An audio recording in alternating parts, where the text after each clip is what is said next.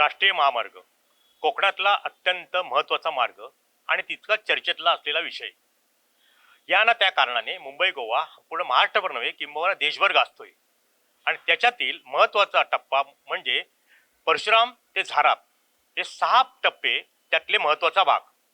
त्या कामाची जबाबदारी असलेले हे राष्ट्रीय महामार्गाचे कार्यकारी अभियंत्यांचे कार्यालय. परंतु अत्यंत वादग्रस्त हा मार्ग असताना सुद्धा या ठिकाणी गेले 6 महिने नियमित कार्यकारी अभियंता या ठिकाणी मिळालेला नाही. एल.बी. जाधव गुण हे कार्यकारी अभियंता होते. ते कार्यकारी अभियंता ची बदली झाल्यानंतर सध्या कार्यभार हा घाडगे या अधिकाऱ्यांकडे आहे. आपण पाहतोय की आपण ह्या कार्यालयामध्ये कार्यकारी अभियंता बसतात, पण ती खुर्ची पूर्णपणे गेले 6 महिने रिकामी आहे.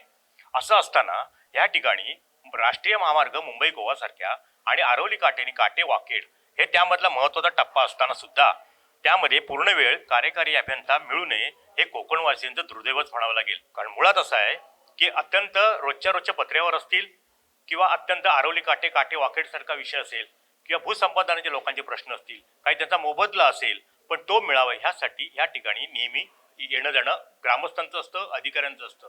परंतु पूर्ण वेळच अधिकारी मिळत नसल्या कारणाने या ठिकाणी इथल्या जे कोण असतील त्यांना सह्या घेण्याकरता मुंबईला जावं लागतं.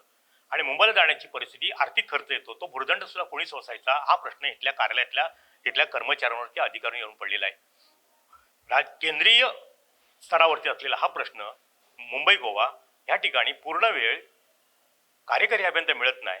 त्यामुळे खासदार नारायण राणे यांनी याविषयी लक्ष टाकून पूर्ण वेळ या ठिकाणी कार्यकारी अभियंता कसा नियुक्त होईल याकरता प्रयत्न करणं गरजेचं आहे. नपेक्षा या ठिकाणी आणखीन हा रेंगाळलेला प्रकल्प आणखीन अनंतकाल काळात रेंगाळेल यात शंका नाही.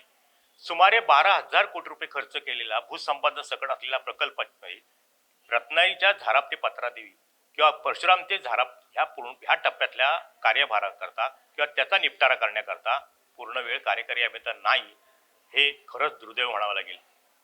टाइम्स डिजिटल करता किशोर मोरसह शुभम पवार, रत्नागिरी. टाइम्स डिजिटलला लाईक करा, शेअर करा, सबस्क्राईब करा आणि बेल आयकॉन दाबायला विसरू नका.